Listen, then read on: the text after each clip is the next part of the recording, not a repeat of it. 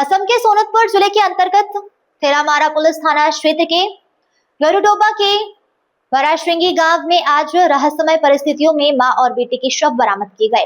प्राप्त जानकारी के अनुसार सोनतपुर जिले के थेरामारा थाना क्षेत्र के वराश्रृंगी गांव निवासी सैफुल इस्लाम की पत्नी 22 वर्षीय शगीना खातून और उनके बेटे 2 साल 6 महीने के बच्चे चाकीनूर इस्लाम के शव आज घर के पास स्थित बांस के झुरमुट के फंदे में लटके हुए पाए गए। इस घटना में महिला के पति और उसके परिवार के सदस्यों के शामिल होने का संदेह महिला के मायके वालों ने जताया है। इस घटना से पूरे क्षेत्र में सनसनी फैल गई। वहीं समाज सेवी सूरज जमाल हुसैन स्थानीय लोगों ने इस मामले की उच्च स्तरीय जांच की मांग की है।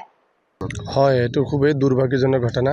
আমাৰ গৰুৱা অন্তৰ্গত ভৰসিংহাৰীত ইয়াত যে ৰাতিপুৱাই শুনিব পাইছোঁ যে এজনী মাইকী মানুহ আৰু সৰু পোৱালীক ফাঁচি লগাই থোৱা আছে বুলি। আমি ইয়াত গৰুৱা ৰাইজ থকা ভৰসিংহাৰীত ইয়াত উপস্থিত দেখিছোঁ যে মানুহজনী বাঁহৰ জোপাই ওলমি আছে আৰু সৰু 1.5 বছৰীয়া ল'ৰা এজনক ৰছী ডিঙিত লগাই ইয়াত মৃত্যু মুখত ঠেলি দিছে। আৰু আমি দেখিছোঁ যে এই আজি মানৱ জীৱনত এনেকুৱা ঘটনা আমি খুবেই দেখা নাপাইছিলোঁ, কিন্তু আমাৰ এই অঞ্চলত এনেকুৱা ঘটনা হোৱাটো আমি অলপ লক্ষণীয়ভাৱে দেখিছোঁ যে ইয়াত ওচৰে পাজৰে যিকেইটা মানুহ আছে ইয়াত মদ আৰু ভাঙৰ বেছি ব্যৱস্থা ইয়াত চলি আছে। আমি দেখিছোঁ সৰু সৰু ল'ৰা ছোৱালীয়ে এইটোৱে যিকেইটা ল'ৰাবিলাকে এইবিলাক কাম সৰু সুৰা উপযুক্ত বয়সত বিয়া নাপাতে নোহোৱাতে বিয়া পাতি দিয়ে আৰু মদ ভাং খাই এইবিলাক যে সদায় কাজিয়া পেচালত পৰি যায়।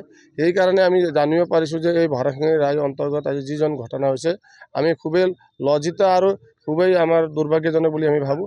আৰু পুলিচ প্ৰশাসনক আমি এই ব্যৱস্থাটো ইয়াত যি অযথা মদ ভাং ব্যৱস্থা হৈ আছে এইটো অতি সোনকালে বন্ধ কৰিব লাগে আৰু যিজন দোষী আজি এইটো মাৰ্ডাৰ কৰি পলায়ন কৰিছে উচিত শাস্তি পাব লাগিব আৰু বিশেষকৈ এনেকা অনাগত দিনত এইবিলাক ঘটনা আৰু ইয়াত নহওক তেনেকা ব্যৱস্থা কৰিব লাগে।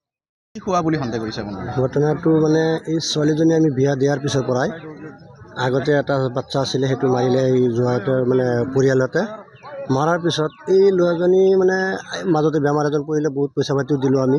আমাৰ বৰ্তাৰ ছোৱালী হয়। তাৰপিছত আপোনাৰ ল'ৰাজন মানে বাহিৰত থাকে বেছি, ঘৰত আহিলে মাৰধৰ কৰে।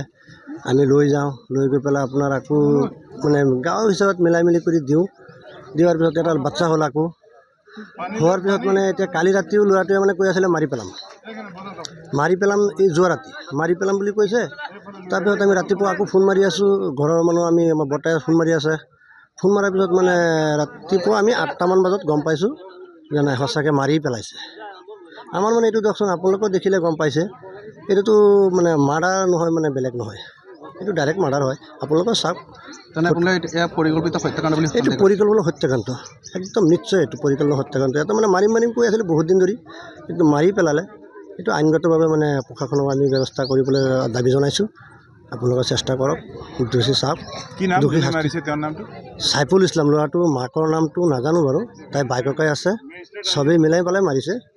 এইটোতো ধৰকচোন পৰিকল্পনা হত্যাকাণ্ড, মানে এইটো একদম আগৰ পৰা পৰিকল্পনা হত্যাকাণ্ড।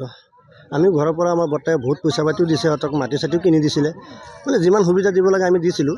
তাৰপিছতো ধৰকচোন ইমান অত্যন্ত মানুহ আজিকালি হ'ব নালাগিছিলে, কিন্তু ইয়াৰ ভিতৰতচোন আজিকালি মানে দুটা মাৰ্ডাৰ হৈ গ'ল। এতিয়া আমাৰ মানে একদম পূৰা সন্দেহ হৈছে। আপোনালোকে চেষ্টা কৰি মিলাই পেলাই প্ৰশাসনৰ ওচৰত আমি দাবী জনাইছোঁ, এইটো যাতে উচিত ন্যায়টো পায়, সেইটো কাৰণে আমাৰ দাবী মানি